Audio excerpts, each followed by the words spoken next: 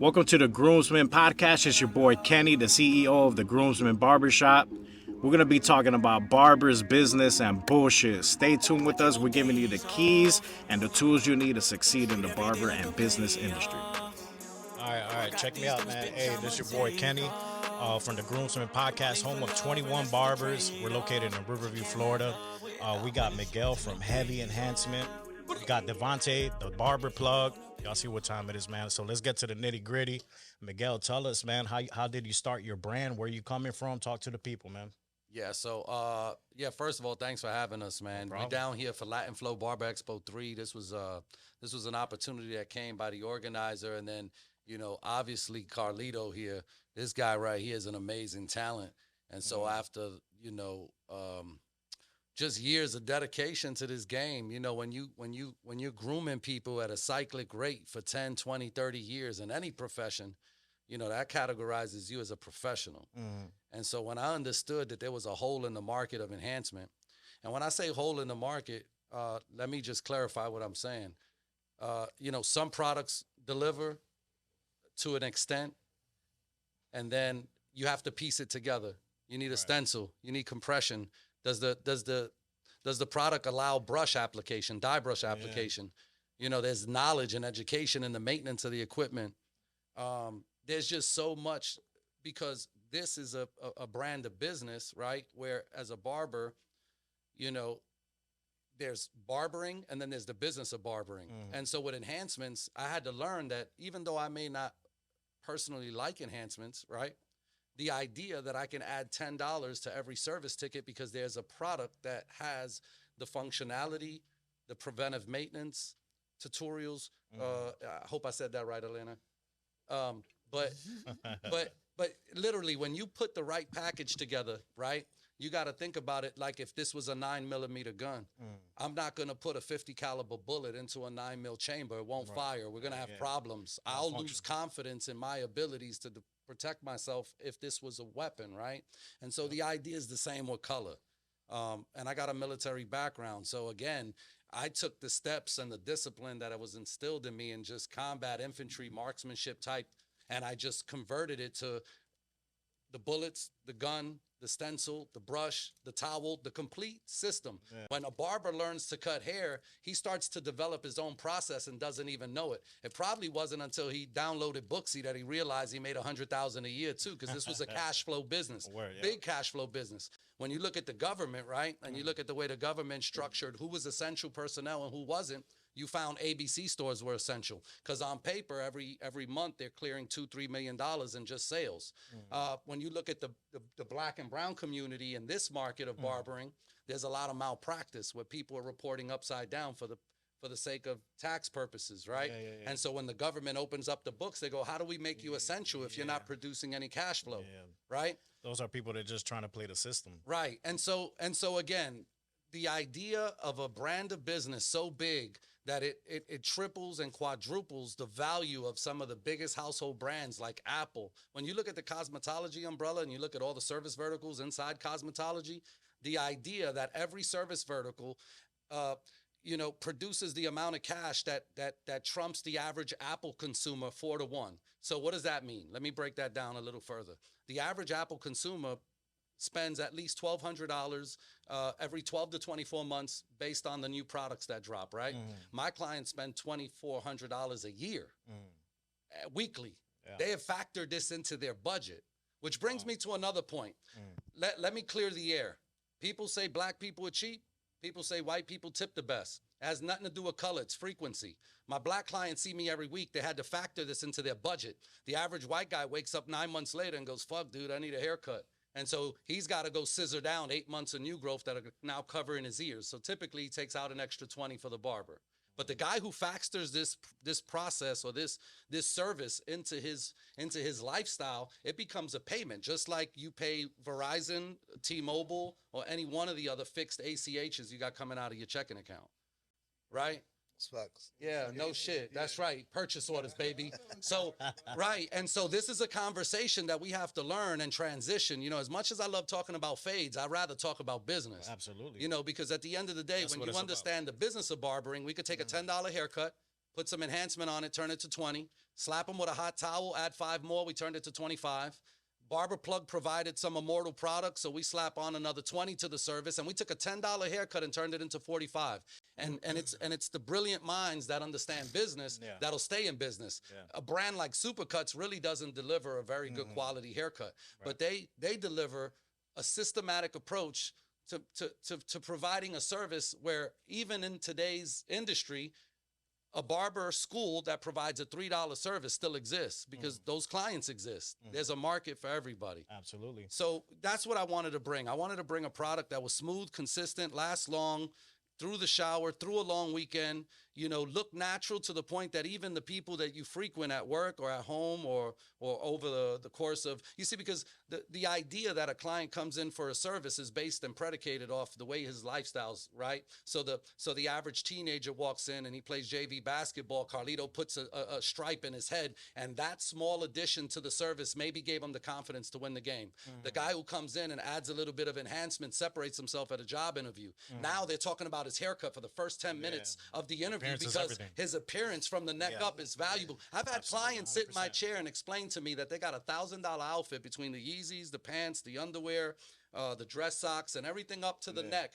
And still, when you calculate that all, it means nothing without my $100 haircut or your $50 haircut or your $1,000 haircut, depending on how you service your client. Everybody comes to this business with a different price point because the experience leverages that price, right? Yeah. And so being a shop owner, you know how it goes. You might have 22 chairs in here, but sometimes a lot of these booth rental shops, they have a different price. And the one thing I love about your shop is that you have a menu. How many times do we go out to eat and we go to a restaurant, right, Devontae, and we sit down, we crack open that menu, and there's list of items. Yeah. It's not just a haircut. Right. When you add menu items, now you're got advising options. a client. Exactly. And that education resonates with a client so much so that just the addition of a hot towel service and some education on products and how they work, whether they're water soluble or oil based or how they last and how they work, that small little bit of education is something that's not being matched by the barbers that are practicing. That's the business aspect of being a barber. Right. So you can have all the talent in the world, but if you don't have that communication, the customer service, or the business mentality to express it, Right. bro, you're losing. Right. You're short. How do you think you get the barber that maybe starts out and thinks that $1,000 is the ultimate goal? How do you get him to get on that path a little bit quicker to get to that path of branding, and servicing the client? Well, let's start with money. Let's start with numbers. I watch, and here, this is a real question. I've walked up to people that are wearing $1 Billion Boys Club t-shirts, right? And I say, well, if you had $1 billion and I took 1 million off the top, what's the remaining balance? You'd be surprised how many people don't know the real answer. They'd be like, 9 million? No, I got 100 million because you took 1, so I got 99. And I said, wow, you're wearing a t-shirt that says Billionaires Boys Club and you can't even fucking count that high. Yeah. Right? And so the idea that a barber just learned that Booksy taught him 100,000 a year is what you're making now, or close and comparable to it, right? Because the math says at even $300 a day, you're going to crack 109 on the top line. And if you're paying taxes, you'll be sub 100, but 300 a day in this industry is nothing with how the industry's preparing, the backside of business for barbers to learn. And that's something I think the pandemic created. It wasn't until this pandemic really shook up a lot of barbers and even put this spotlight on the industry. Yeah, I believe that. Yeah, this 100%. Is a when you look at barbering, styling, braiding, nails, lashes, esthetician, loctician, massage therapist, SMP artist, and we haven't even left the neck yet, right? We're looking at about, I'd say, estimate $9 to $11 trillion business. And I'm talking on a global stage, because while that kid in Somalia doesn't own an Apple iPhone, somebody's going to pull out a blade and they're going to sharpen it to the point where they could run it through his scalp. And he's going to get a haircut. That's the truth in business. And so when we look at this industry, for me, I don't care what your price of your haircut is.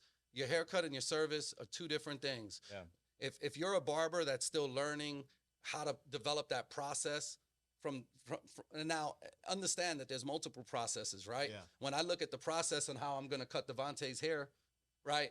I can't take that same approach to how I'm cutting Carlito's hair or even your hair, because the texture is different, right?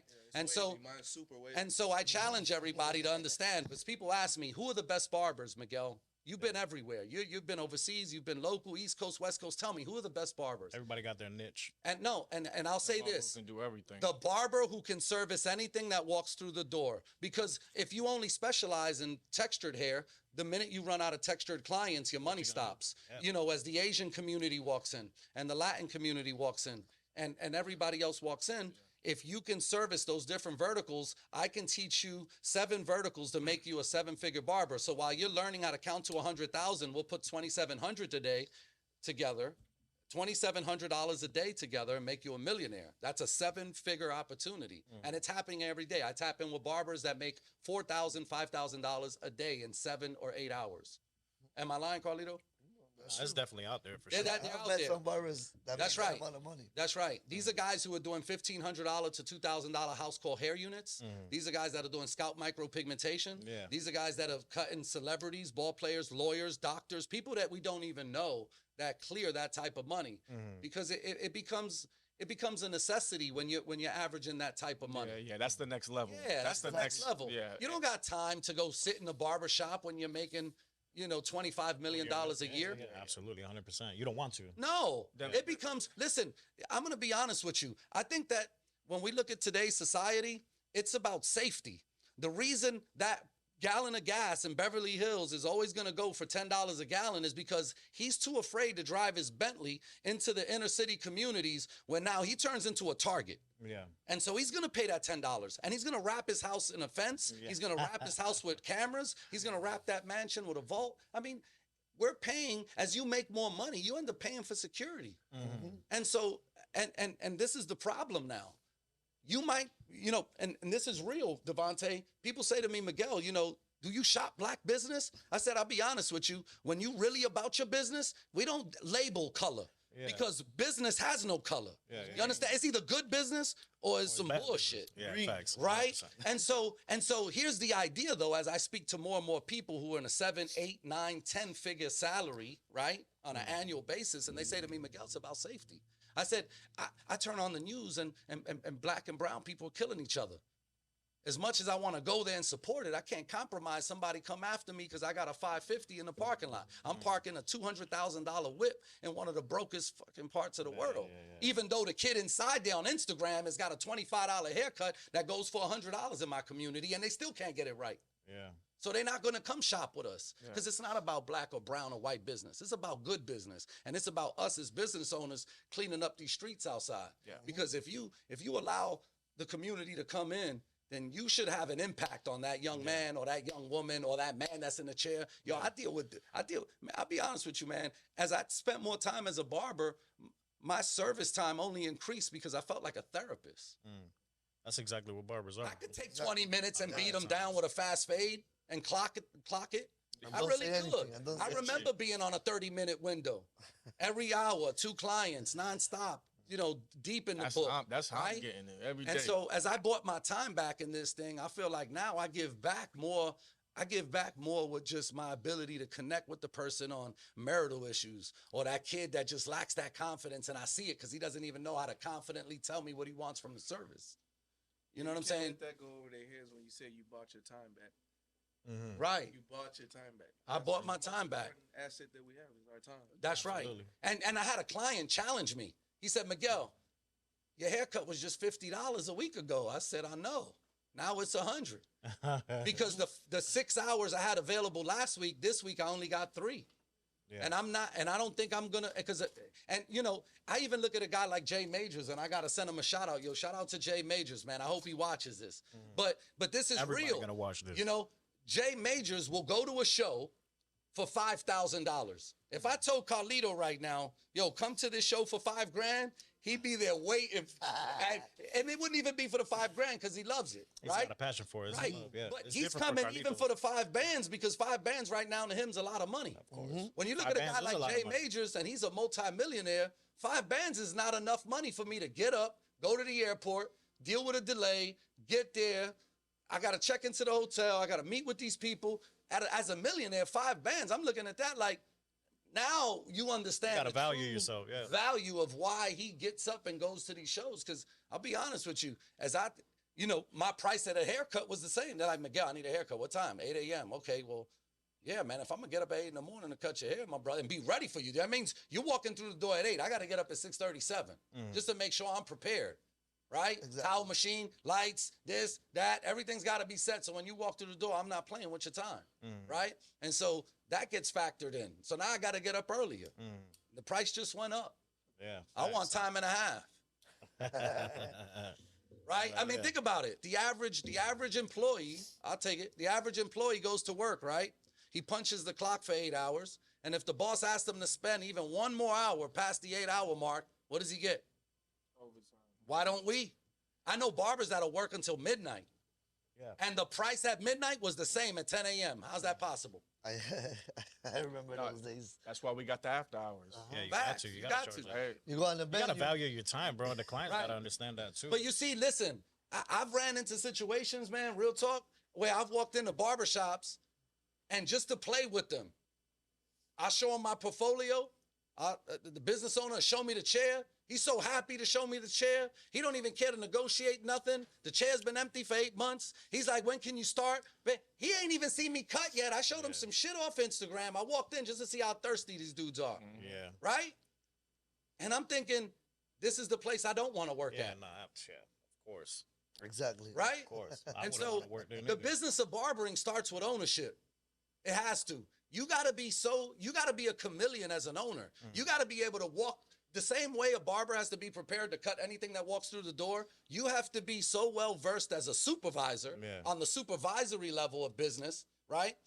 That you can take an experienced barber with 10 years and still make him feel at home, or a guy who's shaking straight out of school and he still doesn't know how to hold a straight razor Yeah, properly, and you make him feel at home. That's the Absolutely, yeah. true winner in this business. You got to relate to everybody. That's right. You gotta And the be able best to. shops bring diversity. So when the client opens the door and he's Asian, he sees an Asian barber or a Hispanic barber or a black barber. And now every day for 10 hours a day, they sharpen each other through these mirrors. They're watching, oh shit, yeah, those are the 1.5s with the grain that I suffer with. Yeah. And he's about to freak it. Oh, word, that's how you do it? I used to tell my barbers, connect on these earbuds and talk to each other. The client don't know. You see something and he needs help, yo, throw that 2 on, go higher. We helping each other through the mirror, through the Bluetooth. They had no idea. Yeah, that's dope, actually. I like It's that. but listen, the average shop owner come in and be like, yo, what you doing, dog? Let me boss up on him real quick. You see, that's why you can't be here, son. Your shit is rocky. That's on professional. I understand. Yo, I've had That looks bosses stupid like on the that. business. Looks stupid for the Like, client. yo, they walk in crazy. and they're like, yo, today's booth rent day. Make sure we stack it up to the that's top. retarded, bro. I swear, I felt like I was working for Money Mitch. Word. Yeah, man. Yo, that's crazy. It's it was true, though. crazy. But I'll be honest with That you. happens in 90% of barbershops, bro, today. You would be surprised. That You see a lot of sharpened me though, right? Because if you're in a situation like that, you got to look in the mirror one day and ask yourself, do I see myself growing from here? I always used to tell barbers that walked in, I say, yo, I know you like the vibe here. I know you love it here. But if this is the last stop on your train, I don't want you here. This should be a stepping stone. Because just like 12th grade, they'll graduate and 11th will come up. And then the rookie comes in. You know what I'm saying? And if I'm dealing with some nonsense in my shop, I'm blocking my own blessings. I'll let you leave. I'll let that chair go empty for 3 months. Because as long as you're not screwing up a client, Yeah. then you're not giving me a bad name. Right. Absolutely. Yeah, you take your car to the shop, right? They work on it. They jack it up. You don't say to Jose in the back. You don't even know who worked They on say it. they say the body shop. They fucked say, it yo, up. Meineke, this shop, that shop. Yep. Pop's Barbershop. Yep. Whatever it is. Yep. And that just gives you, so I'd rather keep the chair empty, let my wolves really eat, because now when I chop that chair down, any walk-ins he was getting, everybody just got a pay raise. And I never dealt with nonsense, man. And that's the one thing in this industry that, you know, and it's due to malpractice, right? If you got a barbershop owner and he's allowing people to operate and maybe they're not all legit all the way, that dude will stay with you because he knows he can't go across the street because they checking for L's. Yeah. Boy, and it's okay to have people with no L's as long as you're building them to get there. Because this industry has exactly what it takes for you to create a roadmap. Big time businesses create roadmaps to get to the next level. And so that's what we're doing with Hevie Enhancement. We here shutting it down. We in Tampa. We're going to be applying color. We got pop colors. This is about adding to your service and really taking it to the next level. And I'm just excited to be here. Outside of setting up demonstrations, and I like demonstrating some of the products sometimes because because it really gives the viewer an idea of what we're doing and how we're doing it, right? Yeah, let's talk about it, man. Show us what you got, bro. Let's talk about that compressor, the color. Show Yeah, us what you got there. absolutely. And so right now I got it loaded with black, right? So when you get the Hevie Enhancement system, you'll get two guns. You get one that has a red back and a black back, and they differentiate so that way you can identify black from brown or any other different colors that we offer if you used it in the backup gun. You know, the system is so good that you don't really need to use the backup gun unless you're one of those barbers that's a high frequency user of enhancement. You know, and what does that mean? That means that out of every 10 clients, maybe you're enhancing 5 or more. That's amazing, because at 5 clients a day, you're adding $50 a day if you're charging $10, right? And so if you're one of those barbers that's enhancing at a high frequency rate, then you definitely want both set up, because the idea that now instead of flushing my gun, I can just quickly spin it out. And he says, hey, I want to try that brown enhancement. That's nothing more than just replacing it on the holster, spinning the compressor back in and going feature, back. bro. Yeah, I Right. would say, feature I will saves say it. this. I actually have it. All right, I actually have it. So Oh, you do? that's the way that I use it. I have to use it where I have the brown in one and then the black in the other one, depending on what client wants. So wait a to use minute. what. You said you have it, and that's amazing. So let's use you as that barber, right? Tell me how long you've been using it. Tell me what it was like dealing with enhancements before using it, and then tell me a little bit about after using it. You know, Okay, because so- that's what the barber needs to be educated on. They go on social media and they see horror story after horror story and go, yo, I can't put that on my client. Yeah, right. Crazy. So the first thing that I noticed about before I used Hevie, the enhancement was almost shiny. It didn't blend into the hair well. So anytime I used it, if you're standing maybe 4 or 5 feet away, the first thing that you notice is the person's head is shining. Yeah. No matter who looks you're fake. no matter who you're using it on. The compressor, terrible.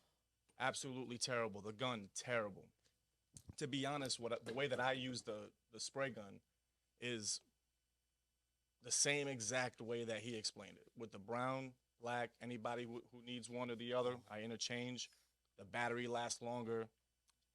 The enhancement, that's really the part where I don't really care about much but the product, the final outcome as a barber, Right. right? Absolutely. So That's what it's about. When I use this product and I spray it on someone that has black hair and I use the black, it blends in perfectly, which is exactly what I need to happen.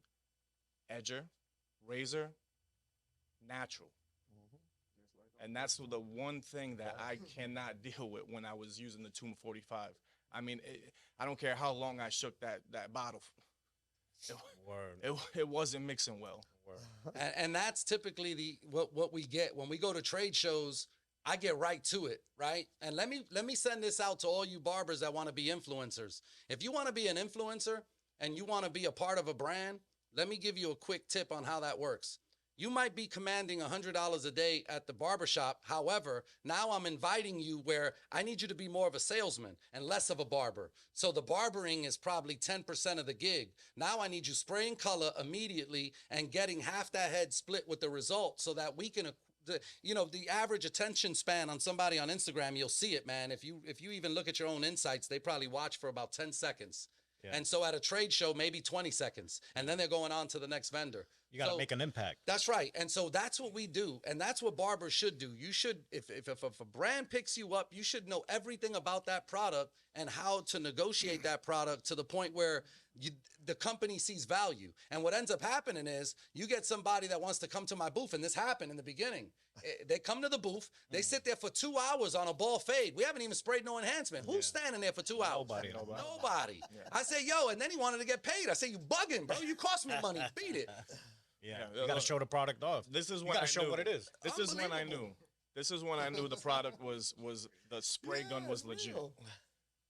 You know, I'm using the brown, the Hevie brown, in the Tomb 45 spray gun, and it is not working for anything, right? Because I paid $200 for that. Well, right? Now, if I pay $200 for look, if I pay $200 for something, right, I'm not going $60 because I could have bought a $60 one. I could Right. bought a $120 one. No, I but say, I go up, what's the most expensive one they got? I said, give me that one. Okay, boom, I get it. Right. And the problem lies when it don't work. Okay, let me explain why it doesn't work, because that's education. But wait, let me finish. Listen to this Look, story. look. I need you to listen So to this now story. I'm using the Hevie Brown in this Tomb 45 gun, this $225 gun. I'm thinking, you know, it's supposed to be working, but it's not working. What was the problem? It doesn't spray it. It was clogging. Now it would spray the heavy black because, like I said, I'm not going to use an enhancement that's not going to work. Once Carlito showed me the enhancement, it was over. I put that in the drawer. I ended up throwing it away because it, you know, it just I get distributors was no, that say there that. was no use. They for said I it. clearanced it and they still couldn't sell it. And that's not just, you know, one There's no brand. I'm use. talking about multiple brands. I Yeah. get phone calls. Oh, we but tried listen, them all, bro. Listen, this is real. I'm going to tell you the truth. These people, they frauds, all of them. I'm going to tell you what they do. And I'm Talk going to tell you them, how talk to them, how boy. I operate. There's companies out there that'll say, here's my product, take it, and then not only are you going to take it, but I'm going to give you even more product on top of it for free. Just take it. Yeah. Because they understand, listen to me. It's like Lamborghini. You think they're going to call you and say, take it? They're going to give you a 2-year wait because they understand the value and the craftsmanship that went into that vehicle. Yeah. And so when they call me, these distributors go, well, how much are you going to consign us? How does that work? I'm like, nah, you pay for every bottle, homie. You bugging. You can't be consignment. Yeah. Yo, hold on, Miguel. We gotta talk, then, dog. No, man, but you know, but that's the truth, though. When you got a quality product, you stand on it, and you don't water down the price, Yeah. 100%. right?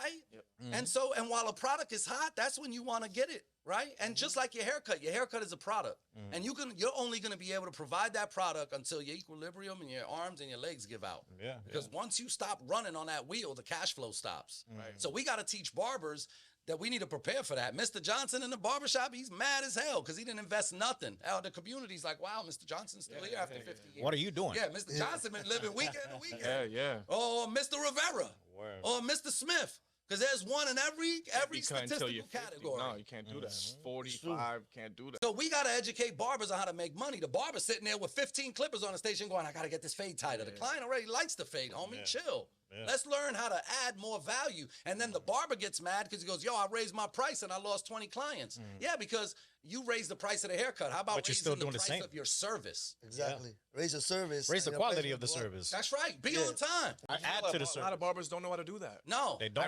I feel like they don't want to even put the effort in because nowadays, right, when I started cutting hair, I'm not even that old, but when I started cutting hair, it was $15. You had to really cut hair. Yo, I had a $3 haircut. We were talking about that earlier. Yeah. Shout out to Mr. Freestyle, hosting the Yeah, Tampa. see, that's too, no. Yo, I had a $3. I did. Listen, I'm yo, not $3 doing haircut hair. too. $3. I'll do your eyebrows. I had a free haircut in the bathroom. $3, I'm throwing the cape on you. I That's gave it. out free haircuts in the bathroom. I told you guys in the last podcast, I started doing $3 haircut. Like, it was bad. Which is crazy. This was a long time ago. Which is crazy. This was a long time ago. But what- But let me explain how that ties in, right? Because you gave that haircut for free or $3, and this guy allowed you to chop up his hair. That relationship that cultivates over 5-10 years, he expects to be priced in for life. For $3, that's $3. That's He's the like, problem. Bro, I gave you your shot. Yeah. Exactly. And that's another issue, right? Yeah. In barbering. And that's hard to get away from because Yeah. you know, it's like a thin line you walk on because you want to raise the price up. So what I do is every time the price gets raised up, you know, Yeah. after a few years of times of it not getting raised up, I'm like, okay, look, it's gonna get raised up this one time, boom, and then I give them, you know, obviously until the next raise. Right. Mm. And That way so you don't end up losing so bad. The person that Right. started with you should even consider paying you more because they watch you grow. right. You know, they're watching you how you used No, to cut the but hair. I'm gonna tell you how I get those clients. I sell product. Plug, talk to them. What products can you sell a client? Because I sell the enhancement. But when you're talking about products that you can take to the shop and add to the service ticket. Because now, yeah, I gave you the $5 haircut. I honored it. But here's a $20 can of pomade. Here's some $20 shampoo. Here's a do-rag. Here's a brush. Here's something else you need that we're going to add to the ticket. Bro, there's clients that come in asking for products. Which is There's very barbers don't important, even know yes. what the hell to tell them. It's true. What do you They'll be tell like, them, yo, plug? what can I Talk do to with my them, beard? plug. How can I enhance my beard? Barbers will be lost. They don't even know what to Typically offer. in business, right? You know how, because we're online sellers, so we we sell branded products online, and just as time goes on, everybody knows naturally inflation increased the prices of products. But the barber industry almost is kind of like the streets in the sense that in the streets there's rules, but there's no actual rule book for it. It's rules that are just verbally that people understand. Just That everyone should know. Right, that you should just know. And it's the same in the barbershop, right? So as you become corporate as opposed to just in the streets, there becomes rules for pricing. You got minimum prices that you can sell products for. There is no kind of like how you have a players association in basketball where we come together, right? We're all together and we set general guidelines and rules. There's no barbers association that'll set these general guidelines and rules for pricing that we should have. It should. We don't have it. Well, let me explain, and this one's probably going to blow a lot of people's minds, right? Because at the end of the day, it's about understanding the business that we're in, right? Here's the idea: the average client sees his barber. How many? One of your clients. Give me like an average every year your clients see you. Average a year. Most of my clients come every week. So 52 weeks in a year. 52 They don't take a week off. You got clients that don't take a week The off. majority of my clients come every single week. How many? Every week. Yes, the same way. Every week. Yeah. Now, we'll take forget 52 weeks. Let's just say all of you are full of shit and they're coming every 3 weeks, right? Let's just say they're coming every 3 weeks. And I know I got barbers probably saying to me right now, man, you lying. You right. I got Hey, they can come check it for themselves, man. Come visit the Groomsmen in Tampa. We're not playing over here. You see it for yourself. The viewers have the say. same problems, though. They got clients they see every Friday at the same time. You've been cutting them so long, you're actually tired of cutting them. Yeah. He turns into a pain in the ass, right? And so honestly now, so let's just say all of you are full of shit, and really you're seeing your client they're seeing you 30 weeks out of the month, not 52, right? Yeah, 30 out of the year. Right?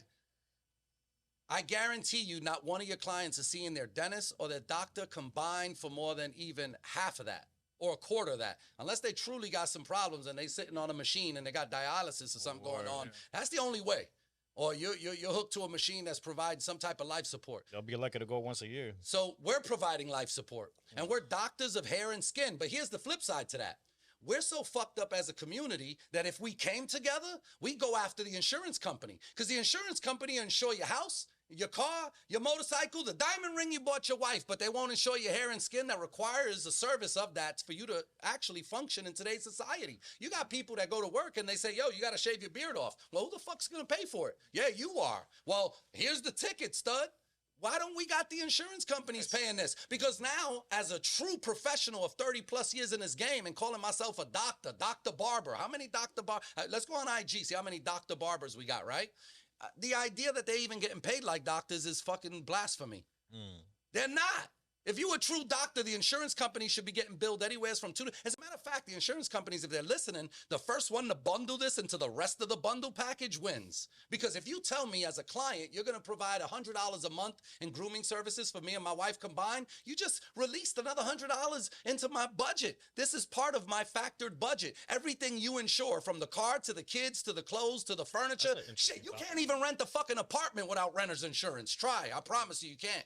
Why aren't we insuring everybody's hair and skin are the two biggest cells in the human body? I challenge any professional, even to the point of a college. Bring me the best fucking PhD you got in this country or anywhere around the world, and have them sit right here and explain to me why we don't have that as doctors. Now the malpractice will be the places that have no licenses, because we could truly crack down on it as a commission. You want to be a part of a 7-figure, 8-figure club? We got to crack down on the nonsense. Watch how fast barber schools go through the roof. Yeah, word. Watch how quick State Farm calls, and I'm doing jump shots next to the fucking.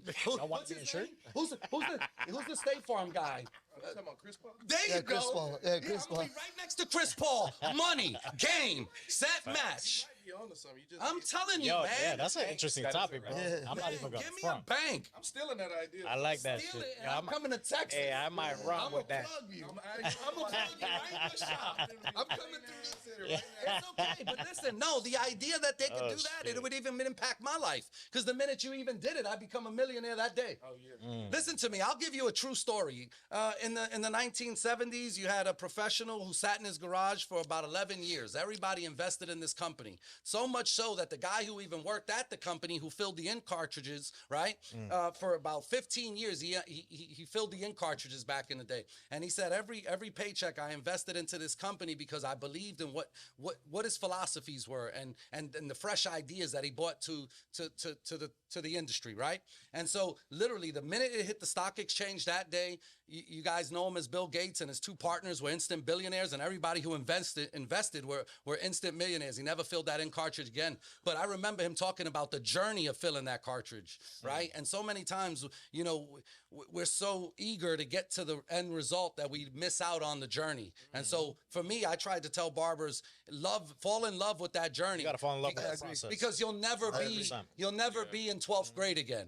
Right? And so as you learn and educate yourselves and understanding that an educated man or woman will always be allergic to going broke, right? Education just provides all the tools necessary to open up opportunities for cash flow. Cash flow shouldn't determine how we greet each other or how we respect each other. I've met people that got a lot of money and ain't fucking worth the fucking, I would piss on them if they were on fire.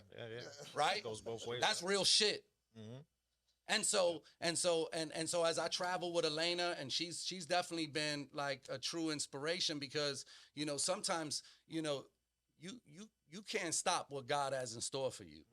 That's real. Yeah. No man can get in the way of what's in store for you. 100%. And so when I met her, I knew that was God given, because nobody in their right mind would give a motherfucker like me, somebody who truly understands chemistry. Now you done fucked up, right?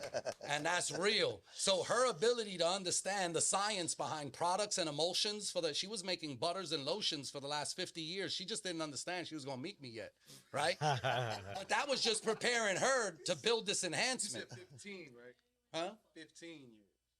Probably longer. Okay. Right? She said she ain't 50. No, and so she's been dealing with emulsions and products and understanding natural and what products bring and here's how I tie it all together.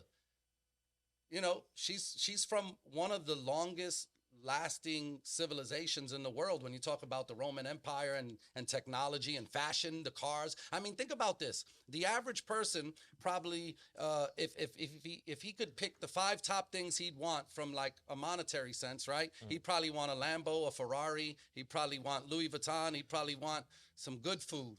Right? Because food, you know, we gotta have that, right? Yeah. And this is a country that's encapsulated all of that, and Italy is just one of those countries that opened my eyes to understanding that, you know, for you to have good, it has to start even with the food we eat.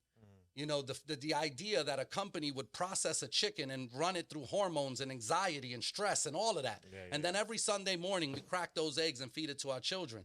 Those enzymes and that DNA and all these chemicals. Do you know that even in Italy, Pop-Tarts you couldn't sell there because of the chemicals in it? Meanwhile, we flush that into our kids, juice them up on PS5s and Xboxes, and then say, hey, you're going to go sit down in English and read a paragraph and sit still, and I'm not going to be there. You're fucking right. Now the doctors want to put your kid on medication, and you're agreeing to it only because, you know, you don't want to be that black and brown family that deals with that level of fucking, like, we're already black and brown. I don't want to have to come to the school and have to, right? Because the stigma is, oh, well, I ain't even blaming that little motherfucker over there. I gotta blame his people. It's almost a part of our culture, right? And so we got to get to a point where we start addressing even down to what we're putting on the table, right? You know, and that starts with substance, even for the barbers. I got barbers that, I'll be honest with you, and I could tie it all together, where they're burning themselves Thursday, Friday, Saturday, nightclubs, bars, running hot. I mean, they'll make 500 and they'll blow that 500 and need $5 the next morning for a cup of coffee and a big bite. I'm like, you bugging, bro. Crazy. Yeah, and that's the industry we live in because they don't understand value, right? But then let me tie that mindset back to when he was a child, and let's see who can relate to this, right? Dad comes home, he's got a brand new box of Air Force Ones, right? He gives them to you. You put them on, you take them outside, you're 10 years old. You sprint across the parking lot with them, you're in the field, you're playing with your friends, you come home. Why'd he get smacked? One of y'all tell me. Because he got him dirty. Why did he get them He dirty? creased them He's a motherfuckers child. up. They They no ain't good no pay more. for him. Because he didn't pay for them, right? But that same parent will pull a $20 bill out at the mall and say, here you go, little nigga, go run around, go get it. Yeah. He'll spend every dollar and you didn't teach him one thing about financial management. Yeah. But you'll slap him when he dirties his shoes only That's a because value. he was You gotta playing value anyway. what you buy. You got to value what you have. Right. So That so don't make no so so that's what we got to teach the barbers. We got to teach them that if you want to grow, right, and you want new tools, let me set you up on a 3-play process. 75% of everything you make, you get to spend. Go take care of your bills, go take care of your house, go take care of your family. You want to invest in new tools and new products? We're going to take 15% of what you make and we're going to invest it in those new tools, those new products to level you up and get you up to speed with the rest of the barbers. And then I want you to take 10% of what you make every day and put it away. And what's going to happen is you're going to start, that 75% will grow to the point where you can live off 50%. Now we're investing 20 and we're saving 30. Or we're doing, and we teach that to a point where now, okay, you're taking the products and you're doing the same and you're reinvesting, right? In the streets, if you trick up that re-up money, you're gonna get popped. Here, you trick up the re-up money, you better borrow some color from somebody else, but go order your bottle or go hit the truck. What's wrong with Keep you? it moving. You're hitting everybody. Yo, listen, I used to put my initials under the bottles and the barbers would take my shit and they thought they was slick. Nah, I ain't see nobody. I'm going under each station like this. When I found them, I just throw it at them. Oh shit. That's it. I'm throwing it at you. That's it. And that was nah, you the better not touch my mindset, shit. man. Yeah. And so, when you work hard for your products and you got guys like Barber Plug here who are providing those products, you got to understand that even the products you buy eat up into your profit margin. I can help you save money, even tailoring back on the products you're buying, because I was getting that barbers were buying products, right? They buy the product, they put it on the client, and the client goes, yo, that shit was amazing in my hair. Where do I get it? Well, yo, go to that Korean shop, tell them you know me, and he's going to give you a 10% discount. Fuck that. You should have just the product sold it in there. the shop. You should have it there. Now, 2 things are happening. Every time I use that product, I'm using it on the client. I'm potentially selling it, and I've negotiated it into my actual what do you call it? Consultation, right? How many barbers even know what a consultation is? You hear the word consultation and you think I got to go sit down with a lawyer. No. They all should know. Ask your barbers tomorrow when they come in. Hey, you better have a consultation ready. Yo, did I get in trouble or something? Do I need to go? We talk about that who do I all the gotta time, though. see? Yeah, Right. And so the consultation should interject product, because I'm not trying to sell you the product. I'm introducing that we have the product and I'm going to finish the service with this product. Now he's smelling all these different cans of product, just trying to figure out which one he's going to use to finish the service. And then he by the end of the service, he's trying to figure out if he wants 1 or 2 of them for his travel or for the house or for his son. Crazy. Yo, my man preaching, dog. Yeah, for I real. love it. So I wanted to ask the Barber Plug a question. How did you get into getting all of into every aspect of barbering? Did you cut hair before or? No, okay. So around 2020, when the pandemic hit, I was a CPA prior to this. So I was working in New York first at an accounting firm, and then I moved to Dallas and switched over to an investment bank. Okay. And a good friend of mine, his mom kind of connected me with somebody who was, in every city you got somebody who's riding around in the car that sells the supplies. Yeah. Or you got, like Miguel was saying, the Korean-owned beauty supply store. Right. So I was big online, like through Amazon and just the e-commerce thing that was kind of starting to really just catch fire around 2020. And I was selling do-rags through Amazon. And I had this software that kind of let me analyze the products to see how often products were moving on Amazon. So basically, you just download a tool, and it'll show you the volume and the revenue for any product on Amazon immediately. For an individual product? Yeah, it's called Viral Launch. You got Viral Launch and Jungle Scout. So shout out to Viral Launch and Jungle Scout. This is a big deal. Listen, if you're watching this, pay attention, because he just proved what I was talking about. The pandemic hit, everybody took notice to a multi-billion-dollar industry, and he wanted to get his hands on it. Yeah. Right? That's opportunity. That's 360 right there. That's Full circle. 360. He went from being a CPA, but understand this, right? I just spent the last 45 minutes talking about business and numbers. What did you do before the plug? business and numbers. Yeah. Because he already had that foundational education of numbers, he was able to use that tool And to realize there was blueprint- money to be made. Right. Yeah, so I realized that. Yeah. And the first product I came across was castor oil. Okay. So if you just go look at castor oil, Yeah, I it's know probably what it about is. $4. But it might come in a size of bottle like this. This we sell it for $20. That's right. And it's still moving like crazy. But the castor oil, it's gonna sell for about $4.89 on Amazon. But I saw that the revenue for it was $100,000. So I was like, God damn, this little bottle is moving that much.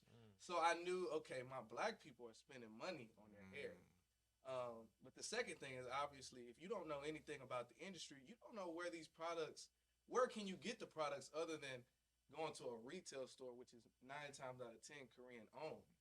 So I had to do my research a little bit, and I'm not gonna give all the game. But essentially, where you're going with it. here's what he did. He created a business that puts money back into the barber's pocket. Now, if I'm looking at my budget, right? Because the one thing a barber wants to do, right? Correct me if I'm wrong. He wants to build his book, but there's only so many hours in a day, right? So once you got your book built, how do you get more money? And so you got to look at even what you're spending to make more money. If you're averaging $4,000 or $5,000 a year between razors, neck strips, enhancement, the things that you got a high turnover rate with, right? Those are the things where you want to find guys like the plug who's going to put you in position to even dial back $2,000 annually. And now you got that fucking trip you've been promising your wife. Yeah, word. Right? It's a whole different avenue. Easy. It's a whole different avenue. And then you just expanded from that first. Castor oil. So there's a lot from it. Basically, obviously, you're gonna have a lot of pushback in the beginning because Koreans pretty much own the distribution side of it. So I noticed, like, okay, I can provide a whole different experience for my buyers because when I go inside of a barbershop, like from 2020 to 2022, I didn't have a store. But we had the online store, and it was out the trunk, just like Master P said. Okay. That's right. And the competitors there, obviously, like I said, were the person who introduced me to the industry, who wasn't providing that personal service like I knew that I could. I'm not anything like the barber supply owners or beauty supply owners who came up in the 80s. I have a whole different personality about me. I'm going to sell you on who I am before I ever sell you the product. Right. You're going to be my friend. You're going to come in my store. You're going to know. I've been the same person when we have 500 followers to if we have 250,000. Right. Like, I'm going to answer your call. You text me. I'm going to try to deliver a clipper to you. Even if, I might have $4 million in revenue for the year, you can hit me up and I might come to your shop and drop it off if I got time that day. Right. So I knew, like, there's nobody in industry that's going to come and be as personable, outgoing, and just a real, I don't want to say. I think it's amazing that someone can get to the point where they're selling every aspect of because it makes it hard sometimes to, I don't really want to go to Amazon. I want it, from somebody. Direct source. Somebody, everybody. Somebody that I can put a face to. It happened so many times when we first launched Hevie. It was, you don't know you got a business until you start moving it, right? And so as we started getting requests for my color, we scaled up to the same thing, a website, right? But people who already had purchased it through my DMs, they wanted that exclusivity to keep purchasing it that way, Directly right? through you, And so I thought about his business model, and I actually walked into a bunch of beauty supplies, and they're never gonna sell the product. You'll never walk into a Korean shop and they're gonna go, "Hey, we got a mortar, we got this." They greet you and they go, "Hello," let you shop. and that's it. And you go figure it. If you ask for something, they know what aisle. Yeah. You need this 3. But 5, usually you whatever. go in there and you're just shopping around. That's it. Exactly. Because Right. this is 1982. Nobody's coming. There's nobody like us that's gonna give you Nobody. that competition. Right. But the I think that's reason they're important. comfortable is because there's so many barriers into getting these direct accounts, and Oh, yeah. just It's the recently worst. got, That's right. Yeah, but we'll talk about that. Right. But it's so many barriers. They've made it to a way where you're not gonna be able to. It's gonna take you a long time before you can ever put in orders with these people because one, they gonna stop you. Just saying, I'm not Yeah. gonna put the If you're exact gonna, name on it. if you get Two, to a your certain cash point. flow ain't gonna be right. They're not gonna give you lines of credit. So us, people that look like us, if you do if it's 50 states in America, you could have 100 minority-owned barber beauty supplies, but they're probably having to buy it from a Korean. Only like 10% of them are actually having the luxury to be able to buy it directly. Right. So they're still the Koreans are still gonna make money off you no matter what. Unless you're that 1%. You see, and I'll tell you, here in Florida, and because I have distributors here, I know one of the biggest markets here for distribution is that they all move in trucks. So now they bring it to your front door. We got a couple trucks weekly. And when they bring it to your front door, they typically carry all the exclusive products. They want to have it. They got to have usual it. products that, Right. that And typical barber needs. Here's an idea of what my distributors are doing here. Shout out to Orlando Barber Supply 12. Shout out to Magnus Barber Supply. I know they service here. Magnus, Right? come here. Magnus is my guy, right? Shout out to Magnus. Hey, so listen. So Magnus sat me down one day in a conversation because I don't just want to sell you the product because some people are just interested to sell you a product and then sell you a lot of it. And then you're sitting here with all this product he promised you was going to move fast and you stuck with it. I want to know your customer. I want to know your engagement rate, just like social media, so I can better prepare you for what you're going to deal with, right? And so when we had that conversation and he told me he services 11,000 barbershops in the Orlando, Davenport, Tampa, this area, I say 11,000 shops a month. And he's driving to all these places. 11,000. He's got like a bus system. He has 5 trucks that move got a like route. a bus He system. pulling a bandit. Every at least day from our they shop. run a route, and then at the end of the From here, Orlando all the way to Tampa. this dude. We gonna get Yo, he really does. He really. Yeah. Every Friday. Bus route. This Every dude Friday, is a 1 hustler. o'clock. He is Same a time. hustler. Function. They're running bus routes. Nah, I was doing that in Dallas. He sells in bulk too. You want to buy bulk in gel, hairsprays, aftershave. He's got.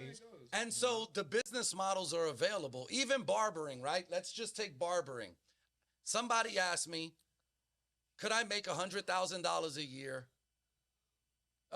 working half the time in barbering? I said, yeah, but your price point would have to be, you know, right? So how can we get an entry-level student out of school to a price point of even $100 a service? He doesn't use a razor. He doesn't use enhancements. He doesn't use a pencil, and he leaves in 30 minutes. Yeah, you ain't never gonna get there. No, he does get there, and I'll tell you how. Selling products. Right? No, not even he don't selling have none of products. that, though. No, listen, I'll tell you, I did it myself. I got a phone call from the neighbor one night. The neighbor says, hey, can you come over? I said, sure, I'll be right there. The husband needed a haircut. I said, no problem. It wasn't a house call. It was a house call, but it wasn't a house call. He's been bedridden for 6 months from a stroke. The idea that she's got to get him dressed, take him to the shop, bring him home, wheelchair, this, that, and feed him, dress him, bathe him, get him. She gave me $150, baked me 12 cookies. I was done in 30 minutes. When I asked her what she wanted, she said, yo, I just want to see his face again. I hit him with the clippers. I hit that yarmulke with bang, bang, bang. I tell you, them walls it was like a fast fade competition. And then she told me, don't even worry about the hair. Had the home attendant there vacuum the shit. I grabbed the cookies, the check, and I knew it was a check too, because she put that shit in a white envelope and wrote Miguel on it. I said, oh, hell yeah. I got in the car, I bust that thing open. I said, $100 bill. And the light bulb went off. Because the next day she called me. I was willing to do the shit for free. I just thought it was and I tripped up on a $100,000 a year business. I was doing 3 house calls a day. I was done by noon. None were less than $100 and 12 cookies. Just shows how the demand is on that too, bro. I'm glad that you brought that up, bro. That's fucking nuts. Yo, listen to me. You need to, and I tell business owners this all the time, find out this community, because aside from the fact that they got to get them ready, when they got to get somebody to hold the door open to bring the wheelchair in, every fucking barber goes, yo, I'm not cutting that shit. Nah, nigga, that's not Instagram worthy. Fuck no. Meanwhile, they're ready to give you $100 in 20 minutes. You didn't even know it, dumbass. Yeah, that's Hey, fucked bro, up. but to be honest, you gotta see how people do it here in this barbershop. Yeah. People walk in, now they come in wheelchair, and barbers are willing. Like, Yeah, we're gonna make I them was feel surprised when I Imagine if you turned on a house call that you could dispatch. You got 22 chairs here. I'd be pulling $200 services for senior I would never citizens. turn any of that Now down. listen, here's the downside to the business, all right? They're going to expire soon. And that was the part of the job that I didn't like, because imagine sitting down with somebody who knows he's going to expire for 30 minutes. All right? That should have bring some of these barbers need to go do that service. Some of y'all need to do that service for free. Go sit down with somebody who's about to expire. The family knows it. They want him to. They just want to see his face again. And he gives you the best 30 minutes of your life when he explains to you what real value means now. Wow. The things that he truly reflected on. You know, I read a story, about a guy that worked for even Apple. I mean, he died at a young age with a couple $2 billion in the bank. They even did a movie about him. I think his name was Jobs, right? And so I'll be honest with you. The dude, honestly, even in his deathbed, a guy who could summons a G6, a Lamborghini, Ferrari, mansion, anything, right? Snap of his fingers, bro. The fact that he even wore an Apple logo was enough, right? And the thing's no bigger than a nickel on his T-shirt. And he talked about none of that. He talked about sunshine and flowers and maybe, hugging his wife and kids again and spending more time with them. Yeah. So I think that's the key, man. I think that's the real recipe. We talk about an industry where we could command a lot of money, right? Yeah. But we're dealing with 25 different personalities in here. I could just imagine. I wish I was I mean, for you to orchestrate that on a daily, weekly, annual basis and be successful. I know people that are ready to blow their heads off. They got 5 chairs. Bro, they got 5 chairs. They can't handle it. Yeah, they got 5 chairs and the bathroom don't work. Yeah. You gotta learn. You gotta be good with people. They got 5 chairs, 2 barbers, and the bathroom don't work. And they got 5 fans running. Yeah, that's fact. That's bro. real struggle. Yeah, bro. They become slaves to this industry. Because the minute they stop running, boy, the money stops. And so this is, guys like the plug, the fact that he's not a barber even brought more value to him being here tonight because he explained how he understood numbers and educated himself for years on numbers, and understanding numbers is really what we need to teach. Don't teach the barber, the numbers on the price of the haircut. Jay-Z said it the best. Everybody knows the price of everything and the value of nothing. Let's talk about that consultation. Don't worry about the clock. Turn the fucking clock off. You're new. If that haircut, like a casino, there's no clocks in the building, right? And so adding the value and there's not, bro. Yeah. Yo, there's no windows in the casino, bro. Yeah. You ain't leaving. You're not leaving. If you don't have that mindset for the first 6 months, you'll never develop your clientele, because the true thing that breeds the book is the discipline, the consistency, and the repetition. And it's all predicated off your best ability, and that's availability. And give me any tools. I mean, shit, we could turn on Instagram now. I'll show you a dude who will do the work with a razor and a comb. I'll show you another dude that does the work with a machete and a stick. I'll show you another dude who does it with the hammer and the chisel.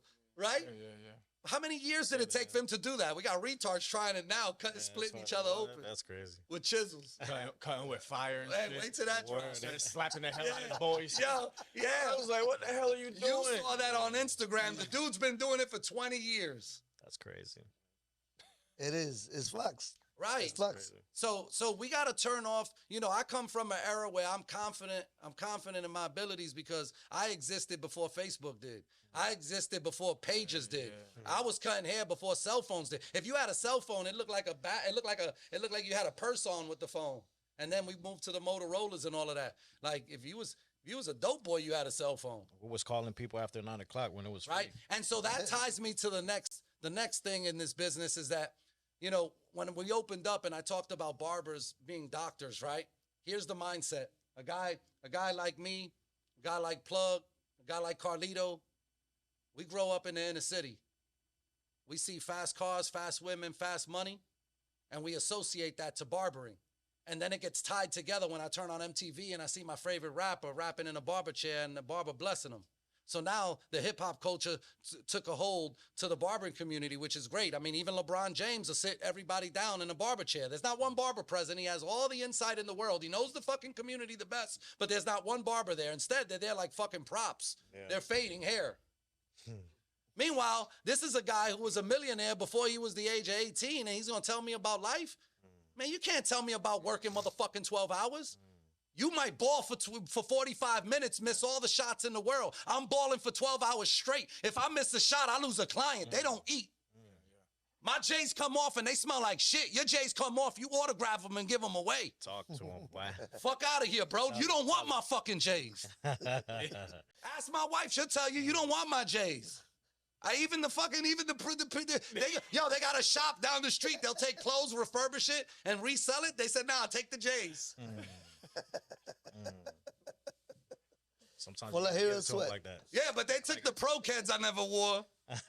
So Right? I got a question. How did you two meet, Carlito and Hevie? I'm gonna let him tell it Yeah. because this is How'd real y'all shit. meet, Carlito? Well, it was maybe like 3 years ago. I went in a Facebook group called Barber's World, and we started in St. Croix. We recently started doing enhancement. I mean, my boy Freestyle went over, and he was hard with the enhancement too. So I asked him. He showed me a little mixture he was doing, and we started doing it at the shop. And then it wasn't really working for me. You know, like I wanted more. So I went on the Facebook group and I like, yo, anybody know any better enhancement? And Miguel just popped out of nowhere.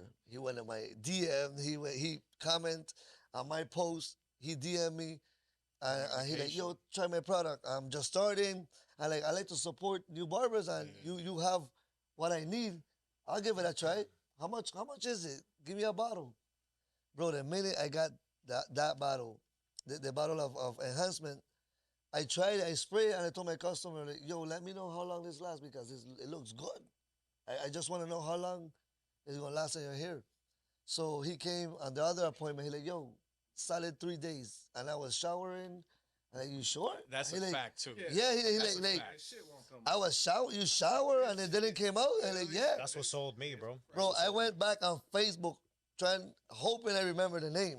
You know, so, and then I went on the DM and said, yo, send me 4 more bottles. You know, like, I need it. Then last year, no, like a year and a half ago, I went to Pennsylvania to my second barber battle.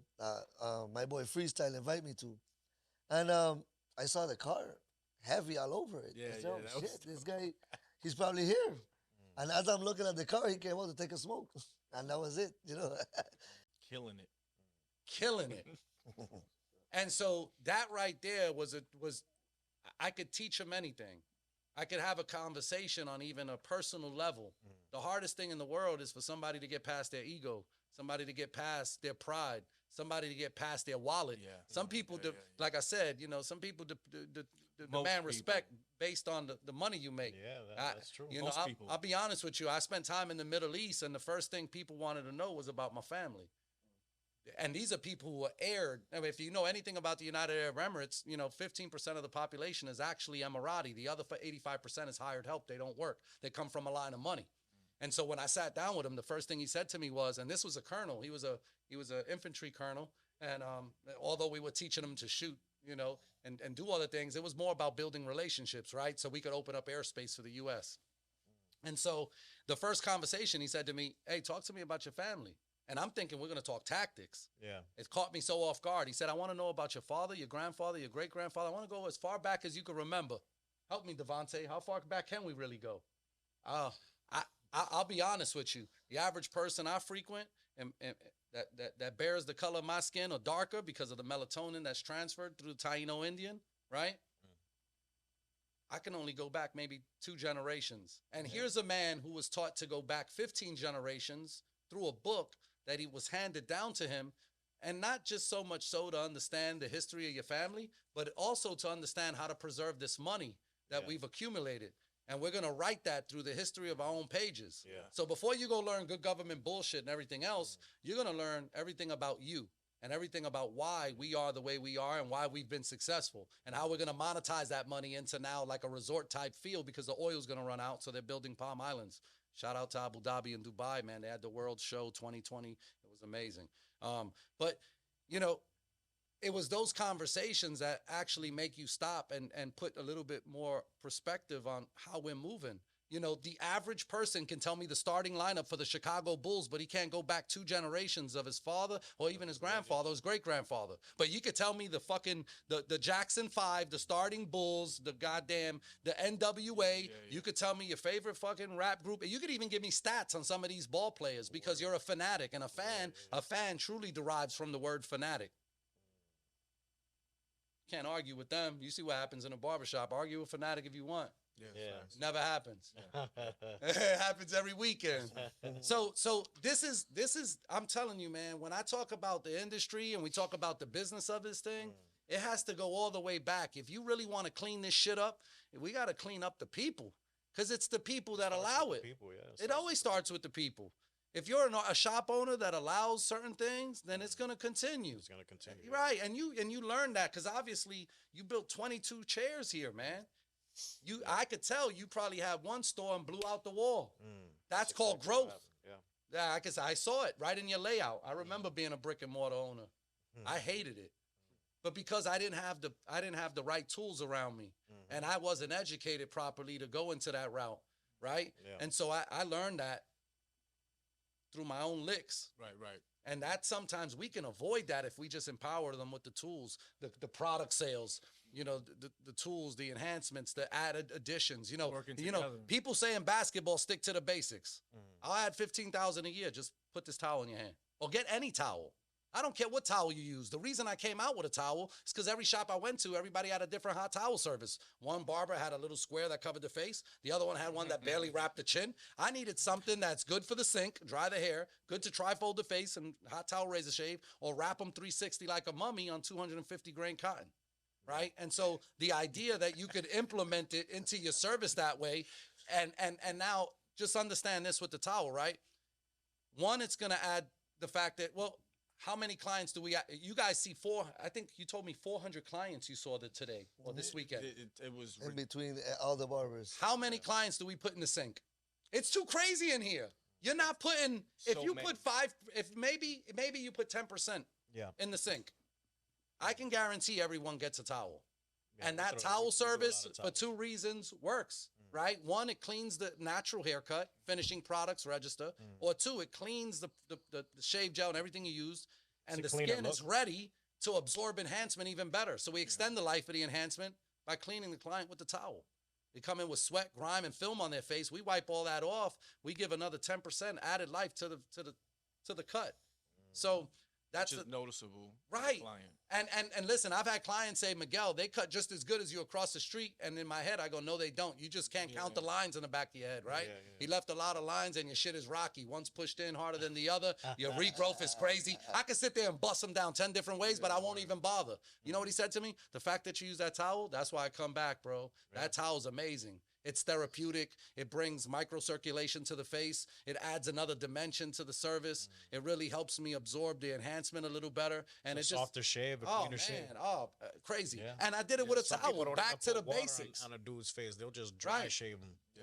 Yeah. That's fucking nuts. Scrape your whole face. Right. It's I'm trying to get these chalk lines, baby. I'm trying to get these chalk lines. Yo, that's retarded. Yeah, That's crazy. but that's what it is, man. Yo, look, I'm a big talker, man. I could sit here all night because when you love what you do, Yeah. there's no fucking script. Nah, we're loving You know, it, bro. We're this loving it. is what you guys do. This is what we do from a Yeah. different sense. We got the supplier, we got the product supplier, Yeah. we got the barber, we got the barbershop owner, we got the, I mean, this is the roadmap. You start as the barber, then you become the owner operator, and then you get to the point, because that's the difference between an entrepreneur and an employee. An entrepreneur can leave like Barber Plug did. He dropped everything, brought his family and everything, and I bet you if we check that account, he made money today. You got Damn more right, freedom. right. You got more freedom. When you can't leave for 30 days for whatever reason, emergency, vacation, I don't care what it is, and the money stops, you're an employee. Call yourself an entrepreneur if it helps you feel better, but you're an employee. It's a fact. I'm an employee. I still cut hair because I feel that the money I've made with Hevie, I don't even want to touch it. There's no sense in it. What am I going to do with it? I reinvest every dollar. Stacking. And that's what you got to do with It's the your, only way to grow, bro. Yeah. as a If not, you're barber, gonna you stay got to stuck. reinvest. You got to reinvest. But there's nothing wrong though with being an employee. I think a lot of people get on Instagram and start seeing everybody talk about being a boss, and everybody thinks that everybody has to be a boss, but a boss needs employees. Yeah. That's right. You can't be living somebody else's life. That's right. Everybody ain't supposed to be the There's a owner lot of of the room shop. for growth as an employee as well. No, but you see, Everybody got their own process. Everybody got their own. but we all story. started as employees. Yes. Right? So here's what happens. Employee, so barber. I think owner employees as a operator, barber because try- every shop owner's an operator. Even if you like Jay-Z, you drop a mixtape every week or whatever, or once a year, right? You come in and cut hair, Yeah. because of the love for it. So it should be barber, owner, operator, and then owner. And then after owner, if you're happy where you're at based on the structure of your shop, not right? And I don't knock booth rental shops and I don't knock commission shops, because I feel like the commission shops really help own barbers understand how to sell.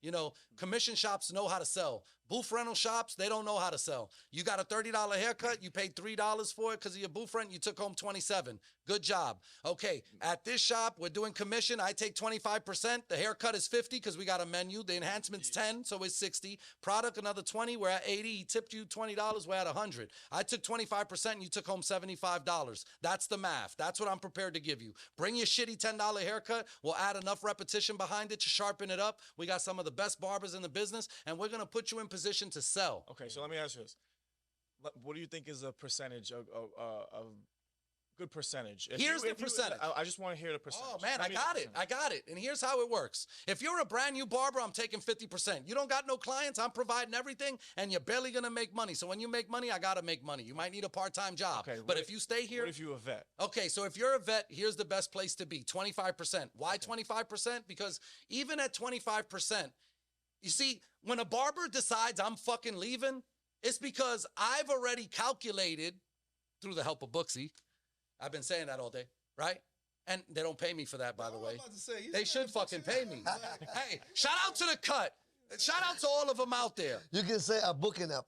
Shout out to the booking apps. Because listen, once the barber, here's what happened. The application showed the barber, oh my God, I'm making $100,000 a year. Oh my God, I'm giving them $40,000? But they don't realize the upside in what they're giving them, right? And so they say, for the money I'm giving up, I could go across the street. So the idea has to be, the percentage has to be low enough that if you took the money that I'm taking from you every month, you couldn't go across the street and open. And what is that sweet spot? Here's how it should work. And this is if I opened up this shop and I had 22 chairs, I'd be a millionaire 7 times over, and everybody would be fighting me to work here. Because here's how I would incentivize my business. Step 1, you become a barber. If you're an established barber, step 2, you selling product. You don't sell product, get out. Because you're cutting $20,000 a year revenue just because you won't sell it, and I'm providing it for free. So 1, you're going to save money on product, like he said, because I'm going to give you the product for free. Every time you sell it, I'm going to give you $5 on that can. At the end of the week, I want you to make another $1,000. Because if chances are you made $1,000 at $5 a can, imagine what I made on the other $15 profit that you put in the register. So now I don't really even give a fuck about your commission on the haircut. I'm willing to break on that. Let's break real hard on that. As a matter of fact, if you're a barber that's commanding, say, a $40, $50 haircut on a frequency of 8 to 10 clients a day, 6 days a week, 5 days a week, I'm prepared to give you 20 to 25% on the commission. Because I'm going to teach you what enhancement, the towel, the product. We're going to build a $100 ticket, and that 20% on a $100 ticket is $40. You still took home $60 on 25 or 20% commission. They ain't following that math you doing. It's okay. Rewind the tape. He's talking, but I lived it. So Rewind the he's tape. talking, but I don't have to. Hey, look, 'cause look. I believe what Listen. you're saying, but what you're saying is that sounds good. No. No, wait. It sounds good. It does. But there's a lot of people that when they hear commission barbershop, and when you're a barbershop owner who has the capital to be able to open up your own barbershop, Right. You're not at that point. You don't care. What- What you want is a commission barbershop, Right. that is gonna give you money. Now, 25%. That's a lot. If you asking you coming from a barber position. Because Well, that what's was- 25%? Let's talk about that number. I've been in a position when I was at 70%, Right. right? Commission. And I said to myself, But did you get I'm making- kickbacks on product sales?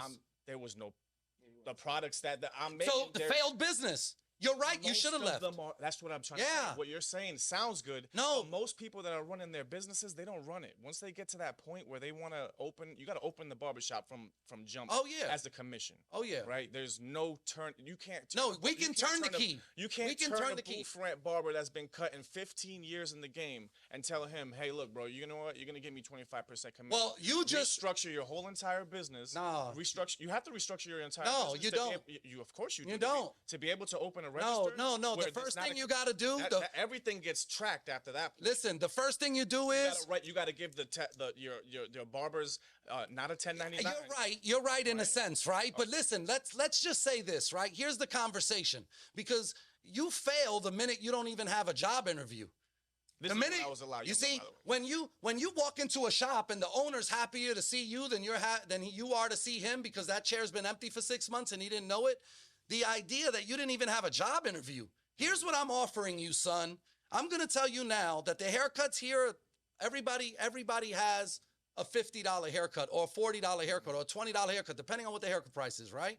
But we're gonna add service, we're gonna add this, we're gonna add that. I'm gonna give you a math class. We're gonna have booth rent on this side, commission on this side at this shop, and how we work. Right. And you're gonna hit this many walk-ins on average. You're gonna sell this many cans of product on average.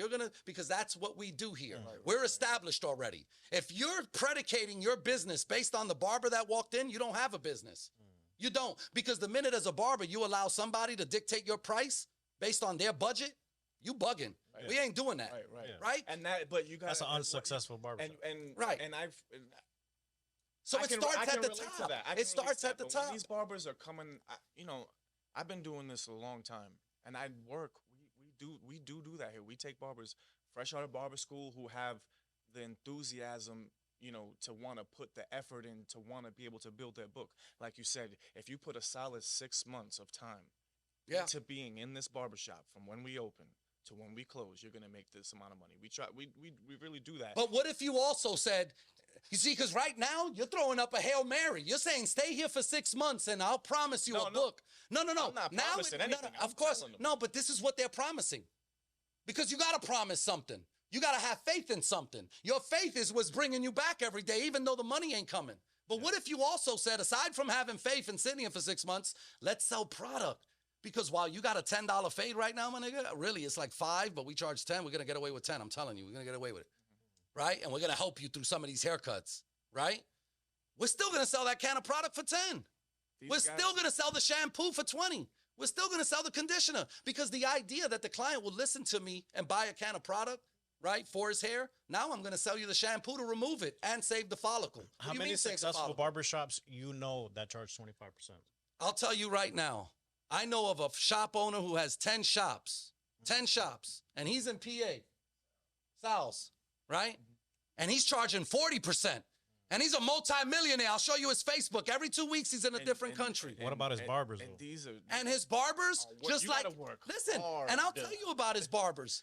I'll to make no. 2 bands a week at No. 40%. Yes, you do. Here's, you're What's the right. math on You're that, right. bro? You're To make right. I don't gotta work that hard. But here's the Doing difference. booth rent, I pay Kenny. I say, hey Kenny, here you go. Well, Here's the difference. I can work. I could take off. I could say, hey Kenny, I'm not coming in today. When you work commission, there's no it's 1 minute before close. Someone just walked in. It's But what's the difference? Hold on. What's the difference between commission and booth rent if we're working booksy? The 10 o'clock appointment's still a 10 o'clock I appointment. set my booksy where no one can book an appointment with me the same day. You can't book an appointment with me the same But day. then that's because a when walk-in, I wake up in right? the morning, I want to look at my day and know what my day is going to be. Not everybody is built that way. That's why I also like booksy. That way Right. you can service your client the way you want So, to service. but here's how I answered your question. I just told you I could get a shop owner on the phone who owns 9 to 10 barbershops at 40 to 50% commission, and he's still making millions. And for the barbers that leave, when they finally leave, is because his marketing, his locations, his is put you in position. He had a barber, I swear, he was cutting on my team. He drove an hour away from the barbershop. Could you imagine driving an hour away and still having a full book? I would love to know the average time of each haircut on a commission-based product. Oh, of course, it's going to vary based on the experience of the barber. These guys they're working on commission And their they're getting- retainment value. These not only are they're working on commission. The barber shop owners are saying to these barbers, you can't give him your personal number. Oh gotta yeah, give him- oh yeah, you oh gotta yeah. give him the And barbershop. then when you Like, this leave, is- they turn you off from the book, and now you do this it to is- clients too. This is where. Oh, there's a lot this of is stuff where going my- on. This conversation could keep going, Right, this really. is But where my listen, class it's endless, bro. becomes here's what I something want you to understand, bro. And I this is something understand- I I learned in the understand what you're saying. I military. understand what you're I spent 10 years in the military. If you right? start it that way. My first 10 years in the military, I was doing a specific job, and that job required me to do things a certain way. And that's the way I was taught. The way I was taught was the way I did it. 10 years later, somebody pulls me aside and says, yo, why are you doing it like that? I said, well, that's just how I was taught. Well, have you ever considered this, this, and that? And the minute we did that, life just got better. But it was just because you're oblivious to what you don't know, right? And so we have to get to a mindset where, yeah, commission does suck, but it's going to suck for the new guy who's fresh out of school and will be 50-50. Good luck with your home cuts. But the guy who's experienced, I'm going to take 20%.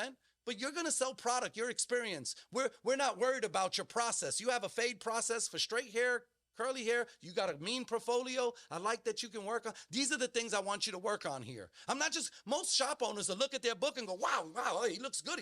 Man, you did a half moon too? Okay, good. Where can you start? No, instead, where are your deficiencies? I want to know how to make you grow. If you're not willing to be here and be a part of a team that wants to grow, there's the door. And I'll wait for a barber who's serious to be here. And that's true. And that starts with us. Yeah. Right? Yeah, that's how I don't just hire a barber that walks through the door. Because you know gotta show me. You gotta show me how you cut.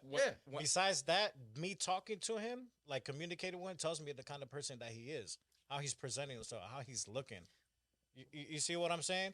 When he does that demo haircut, bro, is he communicating with that client? Are they talking? Is he shaking when he's fucking cutting hair? He can't work at my shop. And the fact that you just explained that to me solidified the fact that when I walked into this shop, I saw 22 chairs. You can't have 22 chairs if you don't have no structure in place. Yeah. Right? It's impossible. The system in here is different. There'd be somebody in the back cutting hair right now. Yeah. It's hard for a lot of people to understand how I did it. It's a process. And it's not a too bright, bro. process. I say it humbly.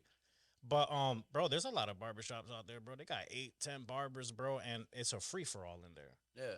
They don't have a sign-in sheet. Motherfuckers are walking in. You got 5 barbers approaching that football. Yeah. Hey, I got you right here. Oh, no, I'm next. Well, wait a minute. No. You just cut 5 minutes ago. It's already an argument before the dude even freaking sits in the chair. Yeah, I seen 2 dudes slug it out to the point where one guy died over an appointment. Bro, that's you see, that barbershop probably will never and the grow. barber was so arrogant in that he had 2 clients fighting over who was going to get in the chair. He decided to start filming. These dudes went out in the parking lot and was like, I'm going to show you I'm going next. What? But that's the They reality. closed the shop the next day. That's fucking, yeah, I believe it, bro. That's bogus, bro. That's bogus. Yeah. That's It's up to you to allow it. And that was that's how fast it could I mean, think about it. We're taking already, I mean, when you think about the alpha male, who's more alpha male than a barber? This guy's instilling confidence with every blow. Yeah. I mean, I'm like a C-list celebrity at home. Me and Elena go out and we'll run into somebody. Oh, that's my barber. Or hey, that's that Hevie. Yeah, that's how it is. That's that Hevie. He got that Hevie. Oh, he got that hot towel. Oh, he got that hot towel. That's how black people say it. They be like, man, I love that towel. I love that towel. That's how they say it to me, Plug. Killing them. It surprised me here in Florida. I've been here for like a year, maybe a year and 3 months. And I go to places and people are already stopping me. I'm like, yo, you're the barber. You cut my hair. Or I go to your barber shop. Like, I seen you in there. Surprises me. Yeah, it surprises You got 400 people a You day even cut coming their in hair. here. Trust me, you're going to run into somebody at Yeah, Walmart. Me and Elena were at Home Depot. The dude had a Hevie t-shirt, the 4X one too. Remember that? He was coming down the aisle in it. I was good. It was just like, because that just solidifies that people, even though they may not hit the like and the share button, they watching. Yeah. You know, they all watching. And yeah. if you watching this is what it's about, man. Bringing people together. And just talking about the things that make the industry better. I could care less if you use my enhancement or any enhancement. The fact that you start, you'll figure out which one is the best for you. But start using it. Start negotiating and leveraging the extra things that are available. And guys like Plug are providing them, man. And boost your service. Yeah. I'm Boost that excited to service. see what the other colors are because But, bro, let's talk about your product, bro, and show us how it works. Okay, so man, he needs an edge up. And so I'll give you a cut, but we'll do it offline, man. You know, I'll let you do your thing, man. This dude's a comedian, man, and that's what really. We gotta do a Yeah, skit. this. We got one that we needed to film, But since you've been sitting here talking, I was like, I gotta do one with you because We could do that. you the real. That should have been. We actually just did a couple skits. Yo, me and Mr. him and Freestyle. Carlos. We gotta get Freestyle in the skit too. That dude right there. That seen him beard. do it. I seen Yo, him can we do get Freestyle over here for a minute? Yeah. Come through. Yo, Hey, Freestyle, hey, get show over here. face, He's hosting the Latin Flow Barber Expo 3. Came all the way from PA. Yo, the this first is. skit I'ma do, Get him a we bar gonna be stool or talking something, man. about Get it all. over here, man. chair from Get over him there. over here. Yeah, let's get him. Let's get him a chair or something. Yeah, man. Shout out to Freestyle. He's in the building, man. He came up from PA. Hit him Does the up, beard Free. come off or it stays on? No, this mine. That's all mine. Man, I want it. Yeah, I'm from the Virgin Islands, but I'm located in Pennsylvania right now. You know what I mean, shout out to Redding, all the barbers in PA. We doing it big right now. Like we making noise in the barber industry right now. Hey, real quick, E-Barber 828 in PA, Eric Rodriguez, phenomenal guy. I mean, one of the biggest organizers of barbering on the East Coast, probably second to Jay Majors, and I can attest to that. You know, he's one of the guys who, over the last couple of years, has taken a show and exploded it to the point where, I mean, we were rocking the mic with like close to 2,000-3,000 people in there. I don't know the exact number, but it was bigger, it was better. The Berks And, County Barber Berks Expo. County, Berks County, fire. It's an expo now. It was the barber battle, but Evolution. it expanded to another level. So now it's considered a barber expo. Nice. Yeah, Congratulations. yeah. Latin Flow Barber Expo 3, he's hosting it. Tomorrow. Tomorrow is going down Yes, sir. Where's it Yeah, gonna be man. at? It's gonna be at the Crossover Church in Tampa, in man. Tampa. Yeah. Yeah. Bet. So if you around the area, pull up, come show love. You're a barber, you trying to make some noise, pull up, show out. There's gonna be a lot of names in the room. Carlito gonna be Carlito's over on there. stage. Carlito about to, I wonder what he got. I know going he's on. bringing I a know- trophy home. yeah, Carlito been killing the He game been bringing lately. a lot of trophies home. Yeah. That dude's amazing, man. Yo, listen, man. This is one of the guys I think you should also consider maybe working with when you do your skits as far as design work. I mean, I got to tell you, man, when it comes to, you know, I grew up in the hip hop culture, right? And so there's a certain level of like graffiti that just attracts, Yeah. you know, that abstract artwork that he does and the way he does it. I mean, that's something that we need to really, you know, put out there. And so I want to, you got to see it. You're going to see it this weekend. You're going to see it this weekend. Hell yeah. You're going to see it this weekend. The dude's amazing, man. Yeah. How'd you become the host of the event? Mr. Miguel right here, the negotiator of Hell yeah. of all negotiation. He really is. You know what I mean? The one that makes things He happen. really does. You know what I Yo, mean? listen, I'll tell you, he was stuck in St. Croix yesterday. We got him a flight. Shout out to Ben from Immortal. He Yeah. cashed at me $600.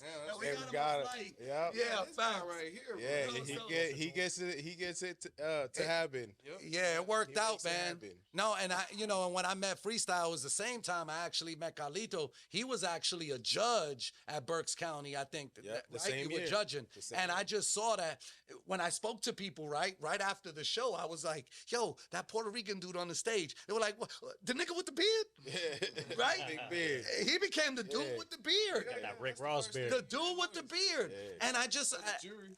yeah. Or- And so, Nah, the jewelry just started coming out. You know what I mean? Okay. When But- you became an expo, Yeah, There's I'm levels to it. elevating now. Yeah. baby. Yeah. And so really, you know, the one thing that I saw him do above all other organizers that brought in hosts was he actually takes the time to connect with the vendors. While everybody's winning, vendors are losing. Trust me, I hear them crying at the end of the show.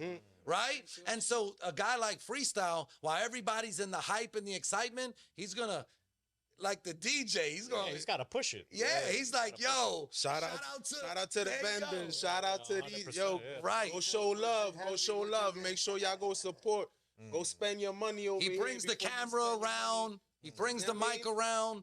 He connects because he's from the Virgin Islands. He connects because he speaks Spanish. He connects because he's in the hood. Yeah. Because listen, I'm gonna be honest with you, bro. Diverse. There's really nothing else there's nothing else that's been replicated more than just how we move in the inner city community. Yeah. You know, you're feared and admired all at the same time. Yeah. You know what I'm saying? And so these guys are cut from that cloth. These are the dudes that were doing $100 haircuts for $20. Yeah. Facts. Right? Facts. I saw his haircut, and I thought to myself, I said, this nigga got a $150 cut. He's doing 50 of them a day at $20 a piece. Facts. That's what y'all charging over there? 20? Nah, we done I was moved up. about to say, Hey, the man. pandemic done We leveled. have 50. Hey, we Yeah, getting real money now. We have 50 now. Yeah, we done moved up. But think about that, right? Who's ever and that boils down to the business of barbering, right? You don't realize your own value until you put yourself in a situation where you sometimes. I saw and Elena and I we were talking about this the other day that some of my greatest moments in this business came through some of my longest failures. Yeah, that's how it is. Yeah, absolutely. I've failed so many times. That's why I could stand on this. Yeah. The struggle makes you. That thing- That's right, bro. That's I've strong failed too. so many times. Yeah, I failed in life. I Open failed the in ears up, marriages. man. Yeah, I even failed with my own kids at times, man. I failed with my mom. I failed with my brothers. Yeah, I failed with people that I didn't even know. Like, real talk, man. I could talk about things that it blow your mind. You think barbering is fun to talk about? Let's talk about side alignment, side picture at 500 meters. And you don't know the dude. And I just put him in my crosshairs. But the empathy inside to tell you that nigga got a brother, a mother, a cousin, everybody else. And I got to go to sleep on that shit. Wake up 90 killers and go do it the next day again. And bury my own. Yo, I'm telling you, bro, I've been there. I Let's just folded be the flags. blessed that we talking yeah, about man. cutting And so, hair, yo, products. I tell you, Respect, man. if you're a barber that messes up a haircut, mess it up. Be bold in your adjustments. Be bold in your mistakes. Know how to Yo, fix that. I've learn how messed to accept up the mistakes. haircut parts and said, yo, I'm going to take it further this way because I'm going to try to work that line thinner again. Trust me. Every Right. mistake in a part is designed. So through every failure is where I truly experience that next, right? Think about it even in your own situations, right? And that's the truth, man. And so, But you learn to appreciate it. right. And I'm learning even in business, bro. You know how hard it is to sit down with somebody and talk that corporate talk when we talk in S Corps and C Corps. Nobody gave me that playbook. I'm putting that shit together on my own too, bro. You know how hard that is for me to be at a certain age and truly calculate the true definition of entrepreneurship? You have no idea what that means. I get barbers that message me all the time. They're like, yo, look at this new product. It just came out. Yeah. I don't give a fuck. Yeah. You better be ready to work 7 days a week, 365 for the last 5 years, and then maybe you'll catch me today. Yeah. And while you think I'm sleeping, I'm working, bro. Oh, man. Yo, preach that shit. Yeah, bro. Shit. And my work becomes different. Your work becomes different. You might put 10 hours a day at the bar, and let me explain what I mean by that. I might put in an 8 to 10 hour day at the barbershop, but I'll spend another 2 hours working on my investment. I'll spend another 10 hours working on my other investment. I'll spend another 5 hours working on my other investments. And while I'm calculating 50 hours worth of investments today, I got to squeeze all that shit into a 2-pound bag. And that's how we do it. That's how we do it. entrepreneurship life, yeah. That's what it is. I don't have a clock. I swear to God, Elena, we were talking about it the other day. The last time I set an alarm clock, we had a plane to catch. And that's the price I pay for the lifestyle I live, man. Yeah. And I'm okay with that. Yeah. And it's not about the money. It's the relationships like you guys. I hope to come back here next year. I don't care what we're doing. You definitely got passion. Yeah, And man. That's the thing that we Yo. need in the industry. It's too much sitting, waking up, going to cut hair, going home on time. No passion in this industry from a lot of barbers that I'm seeing, and people like you, Carlito, Kenny, bringing the passion back into the business, helping young barbers coming out of school, barbers that are timid. They don't have the the feeling inside of themselves that they can achieve the things that you're saying. But it's really it's a hard thing to do, but it's worth achieving. I think we're growing though. Right. Look at the last 3 years of barbering. Schools are up 25%. Product sales are through the roof. Entrepreneurs or employees, depending on where you fall on that spectrum, that's increasing. Less people are joining the military. More people are getting involved in barbering. And I met people that were doing scalp micropigmentation courses, right? And they don't even have a barbering background, but they understand the business volume in it. Barbers are way more respected today than Of 5 course. years ago. Yo, when I told my mother I wanted to cut hair, she said, you bugging. She said, no, we can't go to college. We can't go do this. I mean, and I've done a lot in my life, man. I've done some lifeguarding. I've done some, everything, military, some jobs, this, that, and the third. And nothing really excited me like being able to just be free in my creativity. Yeah. because we all got cousins, we all got brothers, and that's really where you start. You develop that passion, just piece. And people were asking for toys. I wanted motherfucking tools for Christmas. Because, the tools just weren't available like they are today, man. I look at some of these stations, man. They're going smack. Yeah. Yo, I had a diarrhea of cables all meshed together. I pull up my T-liners and the whole cable come with it. Spiderweb, Right? Spiderweb, right. That's not going to work on station check.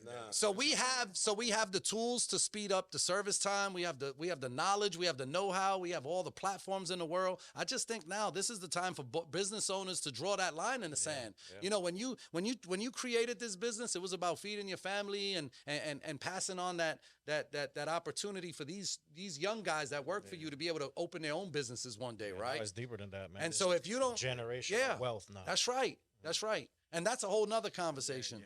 We could go forever. Talking about with that. We could go forever on this, bro. Yeah, that's what I love about and business, man. Yeah. And I'm glad to have everybody here on this show, bro. I mean, you guys, I love the insight, bro. I think we're young kings in this business industry, and we all have something to offer, something to bring to the table. But before we wrap it up, man, I'd really like for you to show us how your product works, bro. Show us about your color.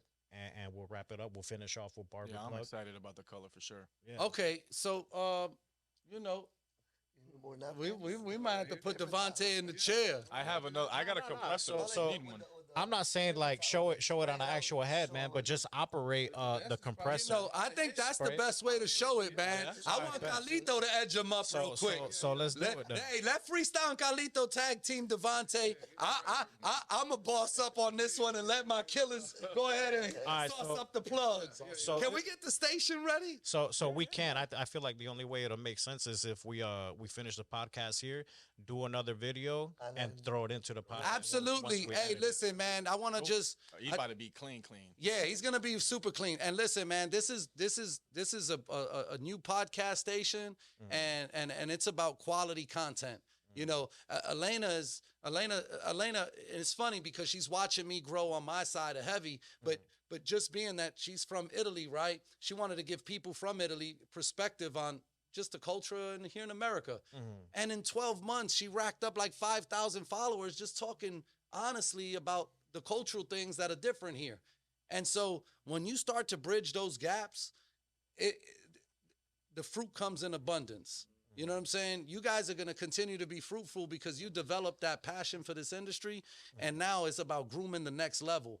Grooming guys like Carlito. I bet you don't want to lose this guy. No, absolutely not. The selfish side of you's, right? But one day he's going to come to you. But I want to see him grow. Yeah, right. Yeah, one day he's going to come to you and he's going to say, yo, I'm ready to move on to do this. Absolutely. Right? And you're going to be proud or you're going to be a hater. Yeah. Right? I want to be proud of the guys that I groomed, and hopefully let me be a part of your success. Don't go in with all the risk. Let me put a couple barbers behind you. Let's keep growing together because we all came from this community. I think that's the best way to grow. The only way to grow. Yes. Yeah, everybody wants to do their own thing, and I respect that. I think it's great. But when you form a team and you form a unit and you grow together, you grow that much faster. That's right. Right. That's right. And so, I always challenge my barbers with annual bonuses, monthly bonuses. Whoever sells the most products getting $500. 22 barbers selling a can a day, and I give you $500. Yo, I sent one of my barbers on a pleasure cruise and his wife on a pleasure cruise. Shout out to M.O.T.E.P. You know who I'm talking about. I sent him and his wife on a $2,000 pleasure cruise. He made me $40,000 that year. That was an easy exchange. He'd never been on a cruise, and I did an all-inclusive. He didn't know I've got this shit on the low, $4.99. I got it through, right? But still, it's a blessing. Right. But it was a $2,000 all-inclusive package, and the guy made me $40,000. That's what's up. And I had to do that. I felt good doing it. It was a fair trade. It was a fair trade. Giving back. It was right. And so imagine if you send an employee once a year, whoever sells the most product, I'm selling you and your wife. By the time you pay for that trip, I promise you, he put $50,000 in the bank. No, that's a tax refund. That's smart. Yo. Selling product in the barbershop is essential. Listen to me. Guys listen to me. Go on Instagram and go look at the young guy, the young kid who's going around cutting everybody's hair on a chair stool. He puts out a chair. Vic Blends. He's making the most money. And this is a guy who was in Atlanta cutting celebrity. I'd love to have him on the show, bro. He was cutting celebrity people in Atlanta, making $500,000 a cut. He's making more money now doing it for free. Yeah. And you know what he learned? That's amazing. The more you give, the more it's The more gonna you come. receive. That's right. It's biblical. So imagine if now 22 barbers every year had the fucking and it'd be so easy here in Tampa. You got a fucking cruise that leaves down the street every 30 minutes. Yeah, that's true. Yeah, I can send you and your whole family. How many kids you got? We're sending them all. You sold 55,000 cans of Immortal this year. Shout out to Immortal. They got freestyle here. I gotta send him a shout out. He got me here. He got freestyle Shout out here. to Ben. Shout out to Ben. And I'll tell you, that guy's crazy. You need to have him here. Yeah. He'll teach you about business That's what's up. with a Turkish whip. That's what's up. That's what we want, man. I'm looking forward. We're trying to give the people the insight and the tools they need to grow. That's right, man. Yo, shout out to the barber plug too. Like I said, his family's here. I appreciate you, man. They, Thank you for stopping by. Bro. and I think this is good because, like I said, you guys are primarily Latino. You know, you guys are hitting the Cubans, you guys are hitting the Puerto Ricans, the Dominicans. I know the brothers coming here too, right? And so it was so inviting. I watched the Knicks win tonight. Yeah. You know what I'm saying? Shout out to the Knicks. Tight about Best that. trade on the Still planet. No, Boston's not Bless one him. beside. Brunson. Brunson. Yeah. Brunson's the killer. Yeah, Brunson. Shout out to the Knicks. We're probably gonna get swept now. Oh man. But yeah, man. Hey, look, I want to demonstrate the product. Check out the video. Hevie Enhancement is going down. Barber Flow Expo 3. We here. We in the building. Mr. Freestyle. We shutting it down. Plugs here. My guys here. Hey, look. Groomsmen Barbershop got 22 chairs, and he did it without a college degree. Holla at me. Hey, sir. I like your boy, man.